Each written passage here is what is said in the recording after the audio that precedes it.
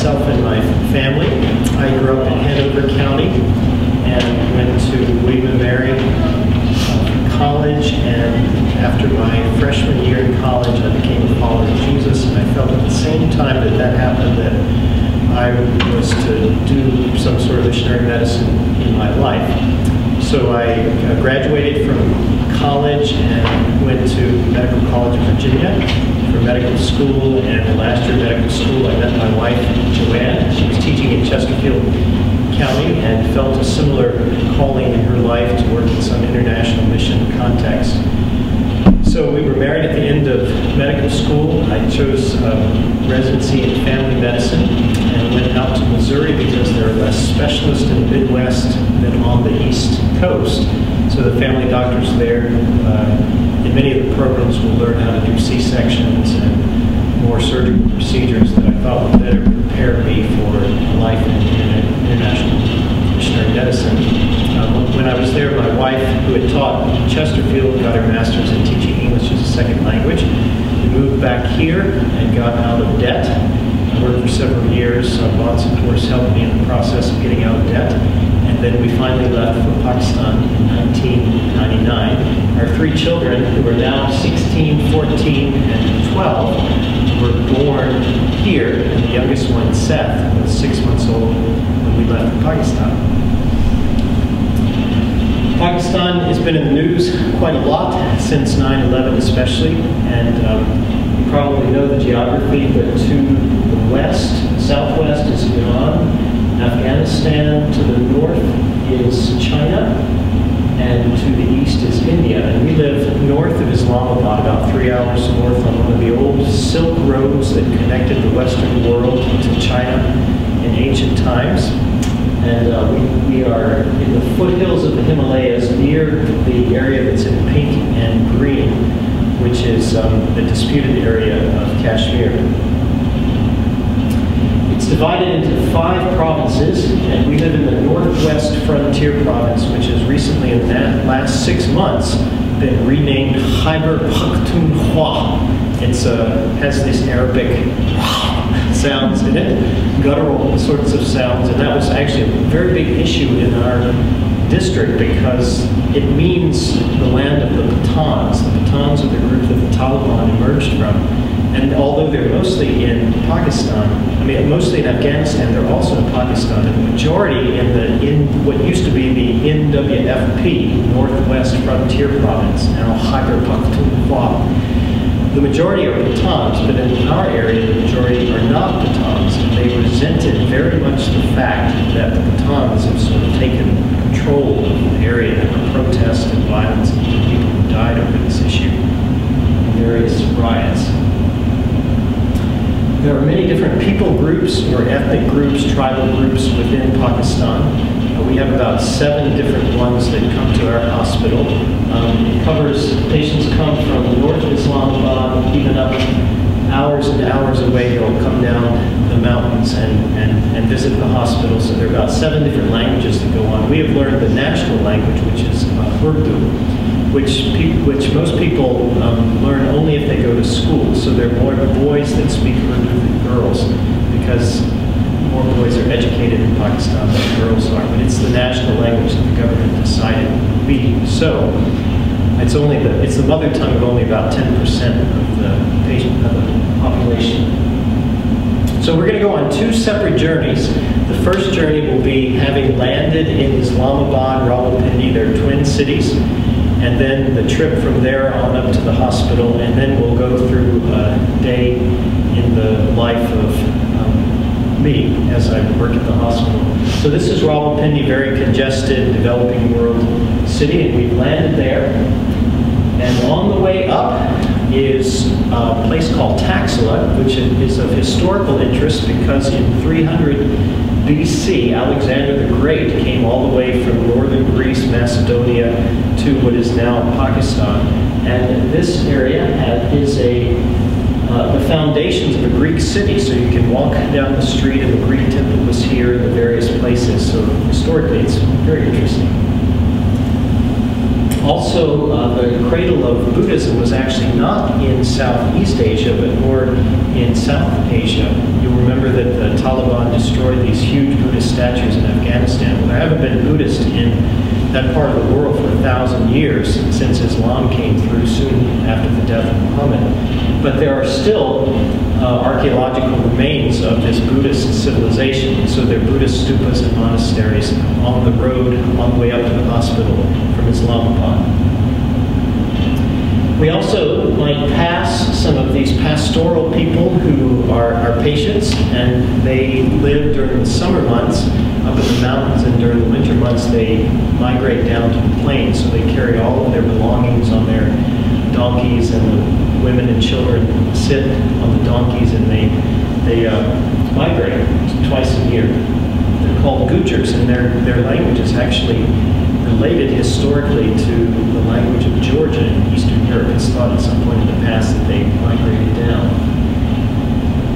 So along the way we might stop and have chai. You haven't really visited with anybody until you drink chai together. And this is a chai shop in our village. They don't have clean water in the country unless you have your own well. You don't have clean water.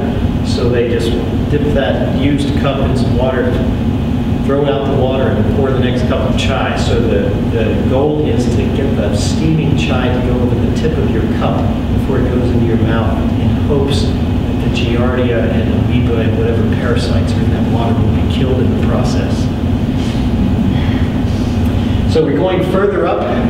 We've landed in the plains. We're going up into the foothills of the Himalayas. The mountains are starting to get high as we approach our village of Kalandabad. 50 years ago, when the hospital was formed by an interdenominational mission, upon the invitation of the locals in that area, where there really wasn't much of a healthcare system there.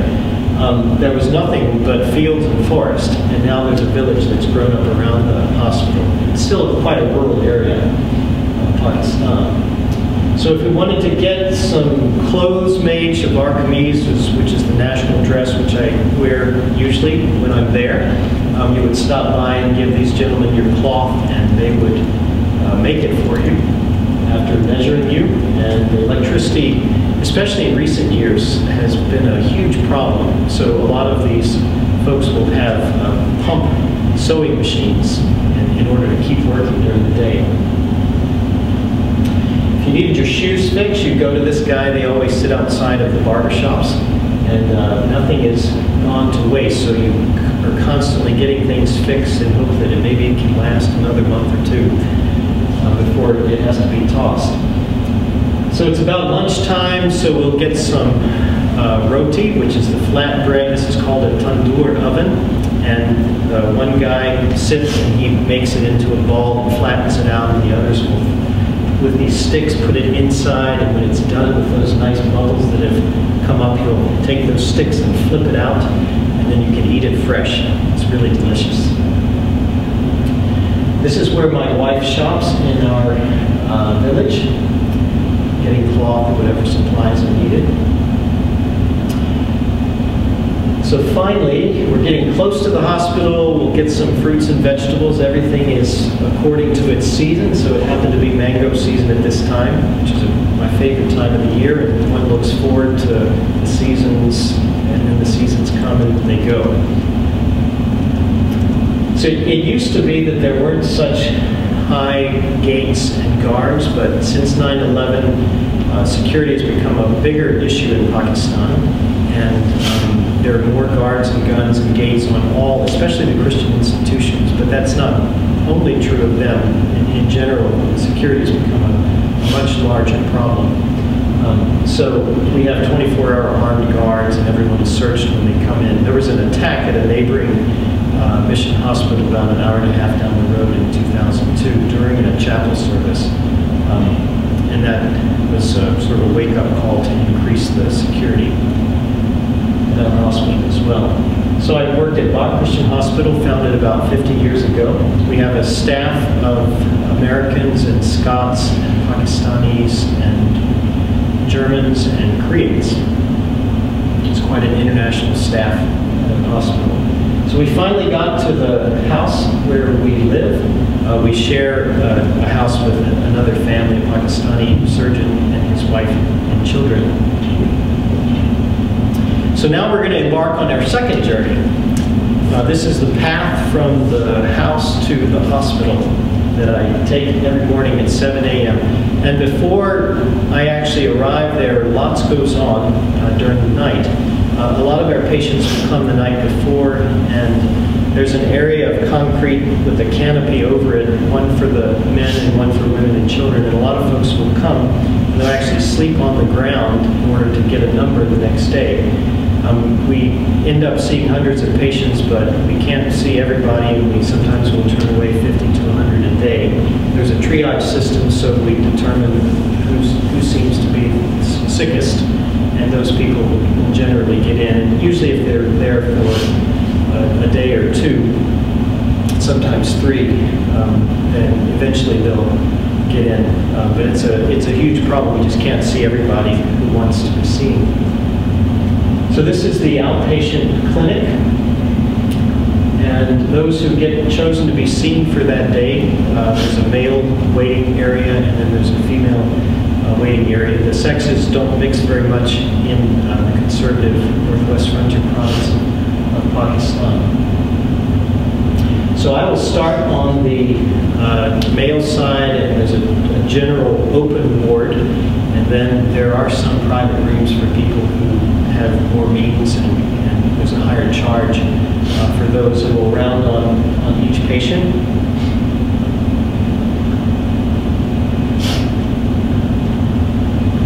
I'll just mention that we see a lot of babies. There are lots more babies born per average per woman in Pakistan than there are in the West. And the way obstetrical care works there is in the course of a woman's prenatal care, if it's determined that it's not a high-risk pregnancy, if there's not a particular problem with it, like diabetes or high blood pressure, or there was the need for a C-section previously because of some problem, then those women are given, during their prenatal course, they're given a clean blade so that when it comes time to cut the cord out in the village, they don't get neonatal tetanus. So it's a clean razor blade and then a cord tie.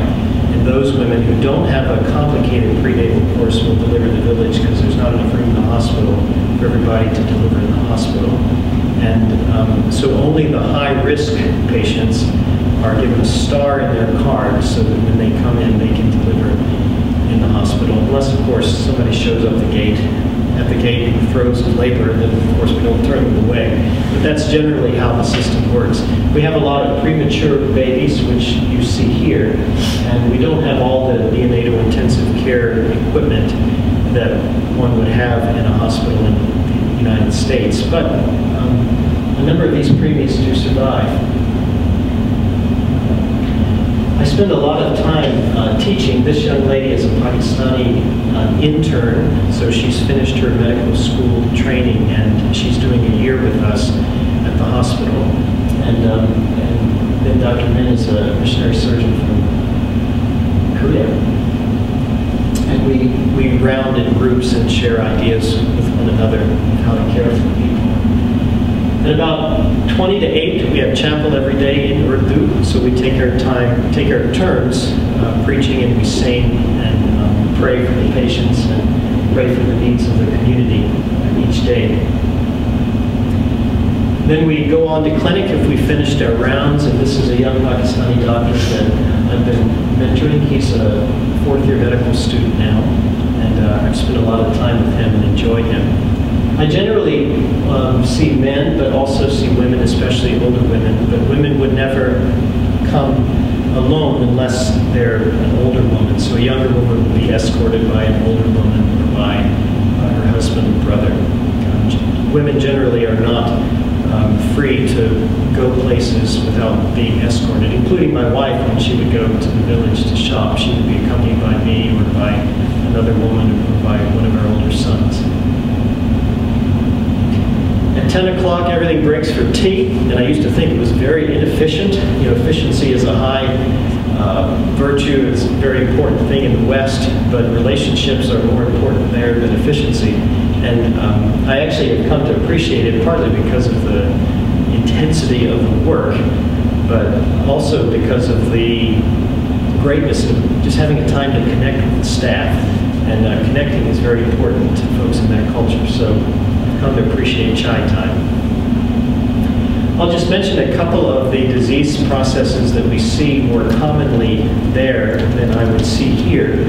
A majority, I would say, of the marriages in the villages in the northern part of Pakistan are within the family, and there are a lot of first cousin marriages, and that means that the gene pool is condensed within families. There's a very different view of marriage in that culture than there is here.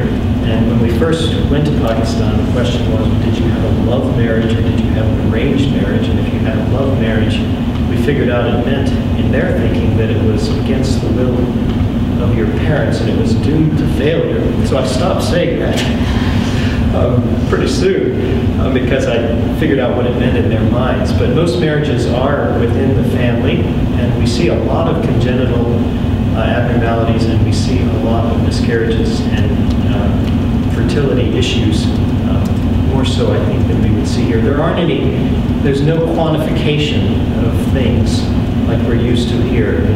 It's either hot or cold.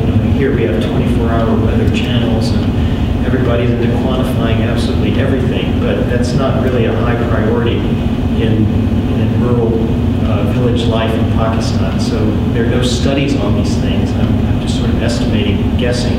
But we see a lot of syndromes that we actually don't figure out what is going on there, but things that are repeated from child to child. We also see a lot of burns, and I show this slide to help you understand why we would see burns. A lot of the rural village women cook on open fires, which contributes to frequent burns. So we have a physical therapy department at the hospital, including Whirlpool, and our surgeons do a lot of skin grafts. I'll just mention that this is a disease we don't really see in the United States so much. This is called a shuttlecock burqa. They're the burqas that the traditional Pathan women wear. You might have seen those more in Afghanistan. But about 15% of our patient population are Pathans that came to Pakistan at the time of the 1979 Soviet invasion of Afghanistan, and they have stayed in Pakistan. So these women get very little sun, and that contributing as well as some nutritional deficiencies. We see a lot of rickets and what's called osteomalacia, which is basically getting thin bones. So this woman has a collapsed pelvis, and she of course would be unable to have a normal delivery because of the collapse of the pelvis. So in this case, a woman with this problem would have to have a C-section. We also see a lot of TB. TB is a huge problem in all of Pakistan. And this is TB of the gut. And people will often present with sort of vague abdominal symptoms. You think of TB in America, the more common thing is to have TB in the lungs. And that is a common presentation of TB. You can have TB meningitis, you can have TB of the skin, you can have TB of just every conceivable organ. And this is a TB, it's called adenitis, or TB of the gut, which presented with sort of weight loss and low-grade fever. This is called scrofula, TB of the lymph glands, and TB was found in this gentleman's gut as well. I'll just mention some things about means of being frugal. It's absolutely mind-boggling how expensive American healthcare is. In Pakistan, to see the doctor at whatever level of care, here we have level 1, 2, 3, 4, and you get charged more based upon the complexity and intensity of the visit to the doctor. But we just have a flat rate, and it's about 35 cents to see the doctor for whatever ailment you have. And a hysterectomy would be, for the full pre-operative and post-operative course, would be about $100. Appendectomy, maybe $45, $50. an X-ray $1.50, an ultrasound $1.80. We keep the prices really low, and there are ways that we do that. We don't have a lot of money coming from the West except to pay the salaries of the mission staff. But the majority of our staff are not people from outside of Pakistan. The majority of our staff are Pakistanis, with the exception of several missionary doctors like I am. But we do all sorts of things to try to keep the prices down. Like we reuse gloves. We have a big vat, and we boil these things. We re-sterilize things. It's amazing how many things are disposed in the United States that don't, in my opinion, don't really need to be if we just go through the process of reusing things. So these are gloves that are hanging out to dry after they've been cleaned. You also can use fishing line for external suture. Sterilize it. Take a pair of pliers and connect it to the end of the needle.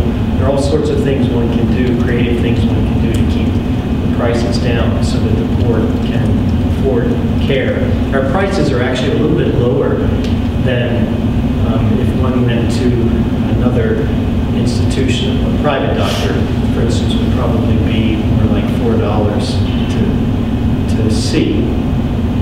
But most of our patients couldn't afford to go to private doctors, so we are particularly interested in caring for the poor, so we keep our prices down for that reason. So I wanted to mention next just some observations of challenges and difficulties, and then some of the experiences of what's called reverse culture shock. That's what I'm in right now, having come back to America and having lived several years since we've been back to America, except for short visits. So let me just make those observations, some of the challenges and difficulties, and then some of the benefits or blessings of the kind of life that we have chosen and been called to. Probably the most difficult thing is the distance from parents and now from grandparents, since we have 3 children. And when we first went to Pakistan, we had to book a call for either 3 or 8 minutes, and it was $1.50 a minute, and that was the extent of our communication on the telephone. Now that's changed dramatically since 1999. After the earthquake in 2005, when all sorts of organizations were coming to northern Pakistan, all of a sudden cell towers were built all over northern Pakistan so that these different organizations could communicate with their workers after the earthquake. So all of a sudden we had cell phone towers, and the prices went down, so now we can communicate quite easily and quite inexpensively to friends and family back home. But still, we're not here, and as parents age, those issues become even bigger and more acute. I'm not quite sure how that will play out over the years to come. I felt like it took 2 or 3 months to feel a bit more at home here in the United States. There's culture shock when you first go to a place that's so drastically different from the United States, and then there's reverse culture shock upon returning. So we're getting through the process of reverse culture shock. And I'll just mention some areas in which the societies are so radically different. One of them is the formality and informality. Pakistan, at least in our experience of rural northern Pakistan, is a very formal society. There are all sorts of honorific terms and proper greetings, and the host-guest relationship has all sorts of formalities about it, and it's very important to have your shoes shined and your shalwar kameez ironed. And I come back to America and everything seems casual. Dress seems casual, relationship seems casual, sex seems casual, worship seems casual, everything seems casual, and it's just profoundly different from our experience in Pakistan. You've probably heard people talk about American individualism and the other sort of communalism, but I read a study in which someone analyzed different cultures, and the study was dealing with the topic of how one defines or sees oneself as being sort of an individual over and against the community, standing out on one's own, versus being an an individual as part of a collective. And the United States and Canada and Australia were on one end of the spectrum in terms of defining yourself as an individual, not so much as part of a community. And on the other extreme was Pakistan and one of the South American countries, I think it was Argentina or Venezuela, in terms of defining yourself as part of a group. And we often felt in Pakistan, having come from America, that these people hardly have an identity apart from the group. It's the kind of society in which if a peg stands out, you sort of stamp it down so everybody fits in. You'll take a tiny little child, because it's so important to shake hands with people.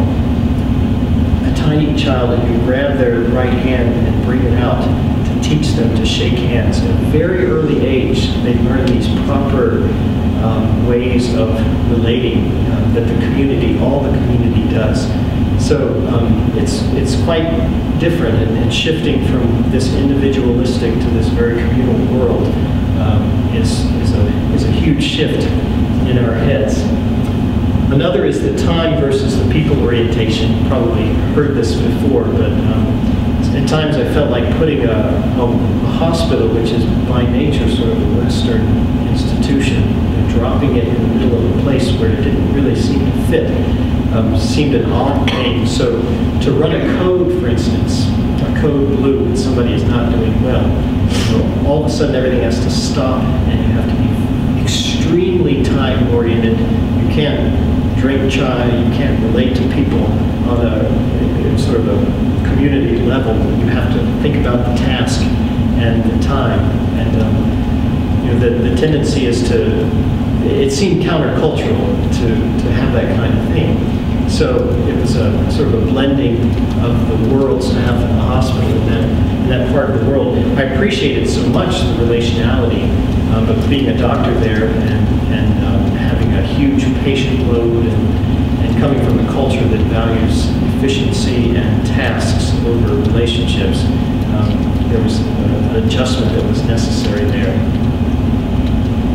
Another thing that has been so profoundly different is the dress and the sort of modesty or immodesty of the cultures. The first Sunday that we came back to the United States, I went to church with my parents, and there was a gal with a dress to here, so all of her legs below here were showing and her arms were showing, and she was up in front singing. And I couldn't even look at her. I felt like it was so profoundly dishonorable for that to happen. It's just common American culture in this time. But I don't see arms and I don't see skin hardly at all, except for faces. And with the women who have burqas, you don't really see anything except for eyes. So I'm not used to curves and shape. I'm used to very loose clothing and that kind of thing. So it's been quite a shock to come to America and see this sort of thing. I don't see sexually transmitted diseases in our area as well, and I've seen 2 cases of HIV, and there are men who, one was down in Karachi, which is a big city, Richmond to Miami, sort of wild port city, and another worked in the Gulf, the Persian Gulf, in Dubai.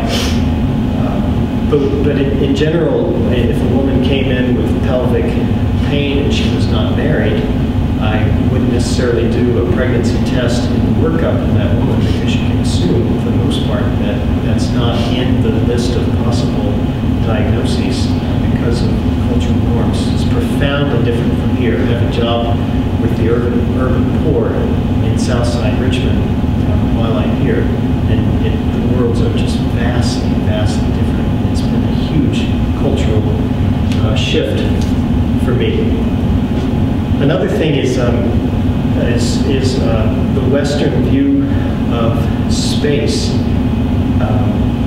We live in an area, in a village where you walk everywhere. So when we first came home, all I wanted to do was visit the immediate neighbors in their neighborhood or the house that we're renting. It felt like to drive from the west end to the east end. It's just such a huge thing. And I can't help but think God gave us legs to live with, to walk within a certain sphere, and yet we scatter ourselves over huge distances. So it seems to me that in the U.S., we know so much about what's going on in the world, but we hardly know our neighbors. It seems an odd thing to me. You know, the downside of that is that I feel like my brain became sort of a village brain, because most of the men that I know, and I don't really hang out with women there because it's culturally inappropriate, most are semi-literate, and we talk about chickens and goats and children and religion. And Americans' minds are all over the place with the educational opportunities here. And I felt like my world shrunk, so it was a cultural shift to try to relate to people who are thinking about so many different things and doing so many different things. And the options for jobs there are about 10. You know, everybody has their chickens and their goats, and you can sell the fruit, you can sell the vegetables, you can sell chickens, or you can be a carpenter, or, you know, there are 10 or 12 things that one can do in America. The list goes on and on. Another thing that I've found to be so different and quite an adjustment in coming back to America is the short-term mentality of mission. So many young people now in America have done some sort of international work. And I was reading a study on it recently. The average length of the short-term mission is about 8.5 days. So I'm meeting young people who are in college or in medical school, because I've had the opportunity to talk in different contexts. You know, we've already done 3 international trips, and they're talking about their mission trip. And what we've seen in the United States is just a huge number of people who are traveling internationally. I read a study that was about 1.6 million Americans now are doing short-term mission trips, but the number of folks who've chosen a career in this sort of work, be it mission that's non-medical or mission that is medical, has stayed about the same in the last 20 or 30 years. And so I'm finding myself asking about the wisdom of this, because when we first went to Pakistan, the folks who had been there for a long time said it took us about 10 years before we felt like we really understood what was going on, before we really understood the language, understood what was going on in people's minds and how they thought about the world, how they understood God, all the nuances of language and culture. It's such a complex thing, and in order to speak new ideas into it, be they new ideas about health or new ideas about God or new ideas about relationships or roles of men and women, it takes so long to understand these things. So I see in America this explosion of short-term mission trips, which is wonderful for Americans in that they are getting the opportunity to see another part of the world. But I really wonder, and I question it, in terms of its effectiveness and its long-term sort of result. And I actually see it as a cultural phenomenon that's not so much separated from the fact that other things have become short-term as well. People's jobs, for instance, Americans are in this job and out of this job, just everything seems sort of short-term. Even marriage seems more short-term than it had been in the past. So I think it's something worth exploring and questioning. And I found it sort of shocking to come back to hear about it. I'm actually trying to raise some questions and encourage people to consider a longer-term commitment for those who are interested in international health and mission.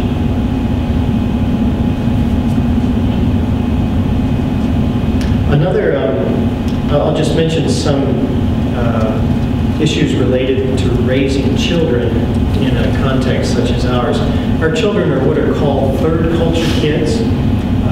They don't really belong to their first culture, which is the United States, because they've spent most of their growing up years in Pakistan. but that they're really not Pakistani either, so they're not their second culture. So these sorts of children, be they military kids or mission kids or diplomats kids or whatever, they're called third culture kids because they form sort of their own third culture. So they often, when they come back to their first culture, which is what usually happens to go to university, they will join with other third culture kids and feel more at home with third culture kids. And there are advantages to that you can see. There are certain characteristics of third culture kids that are different from first culture kids or monocultural kids.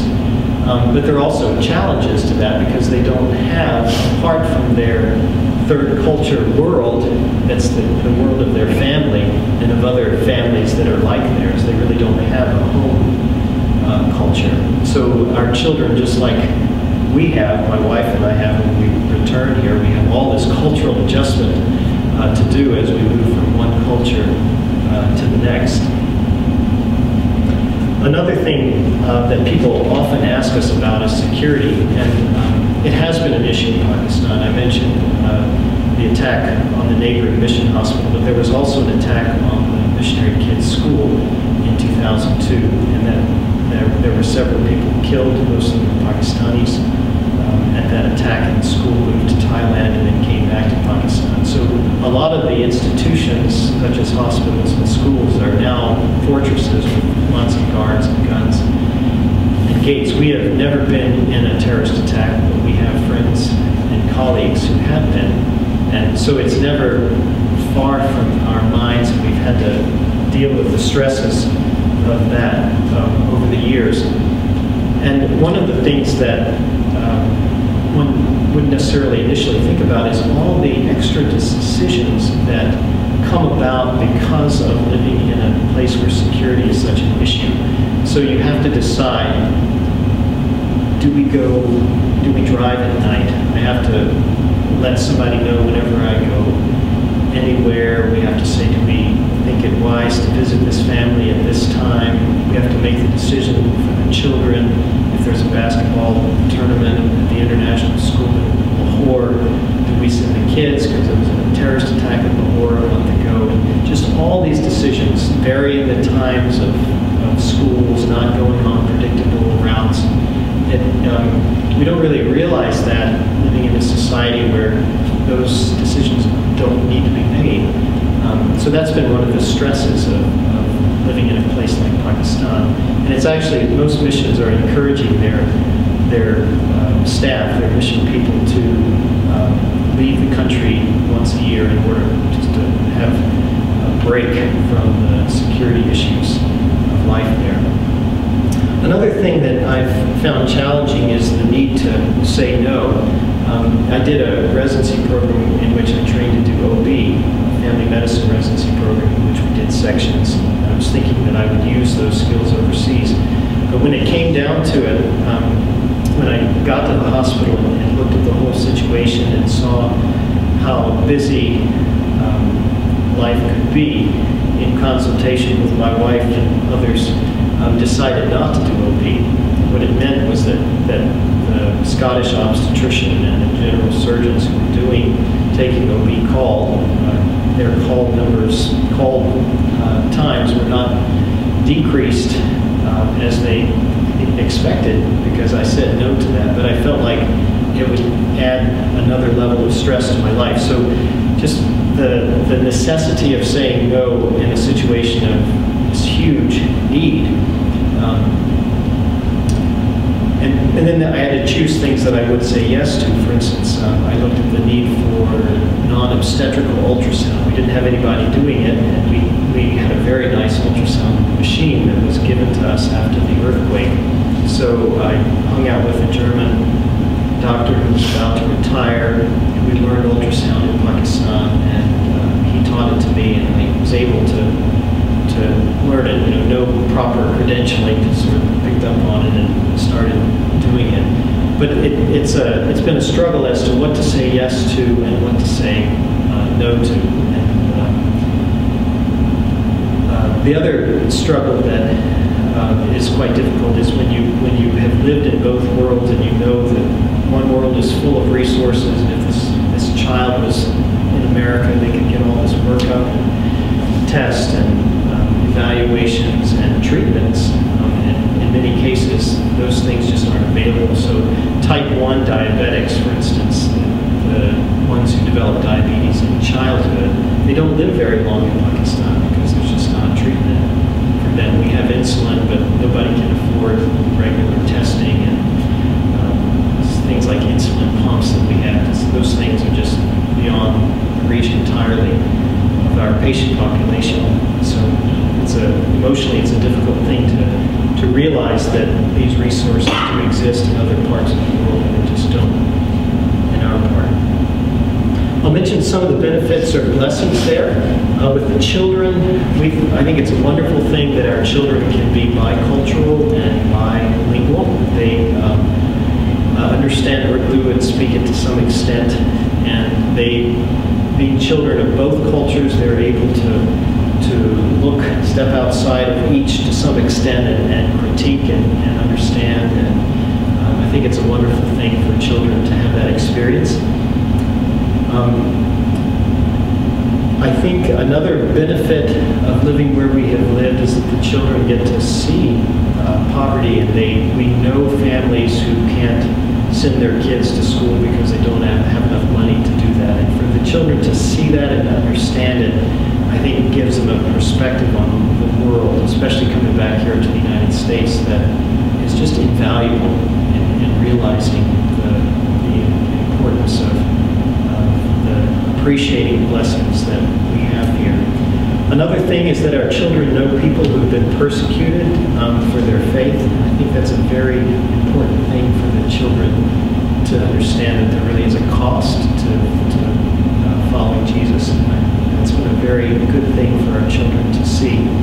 Another advantage is that we've had I think because of the fact that we've been shifting from world to world, we have a very close-knit family, and I look at American families where people are scattered all over the place, and only we within our family are really able to understand each other because we have the unique experience just among ourselves of these two worlds. We can talk to each other in a way that other people can't talk to each other. So a lot of mission families are like that. Their connections are more within the family as opposed to the broader society, and they tend to be less scattered. And I think it's been a good thing for our children. Just a few things about being a doctor. I have really enjoyed the intellectual challenge of practicing medicine in Pakistan, and we don't have malpractice issues at all. It's not even a concept. It's not in anybody's mind. And as medicine seems in America to be more and more regulated, ours is a world that is under-regulated. In fact, I wish that there were more regulations because all sorts of things happen there. But there's nobody looking over one's shoulder there. There aren't impediments, like if you want to do something, you learn to do it and you do it to benefit the patients without having to go through lots of regulations in order to do so. So it's stressful as it's been to not have the benefit of a very rich and full medical system of specialists in all the fields like we would have here. And it's stressful to not have that. I've enjoyed the challenge of having to deal without them. I'm the senior person on the medical service, so if there is a woman who is going into heart failure at the time of her delivery because she has valvular heart disease, because she had untreated strep when she was a child and had rheumatic fever, rheumatic heart disease, and this woman is doing poorly, they call me. I'm a family doctor. There are no cardiologists or pulmonologists or nephrologists or rheumatologists. I sort of have to do all those things.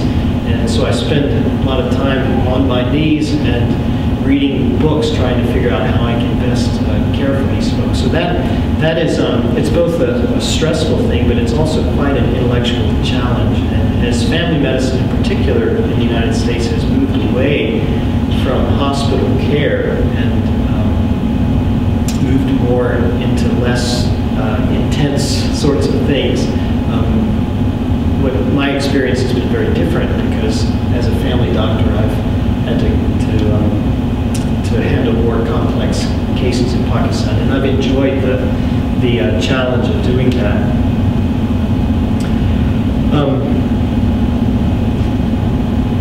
And finally, I'll just mention, I've heard quite a bit about doctors here, since we've been here for these last months. I've heard quite a few doctors say that they are actively discouraging their children from going into medicine.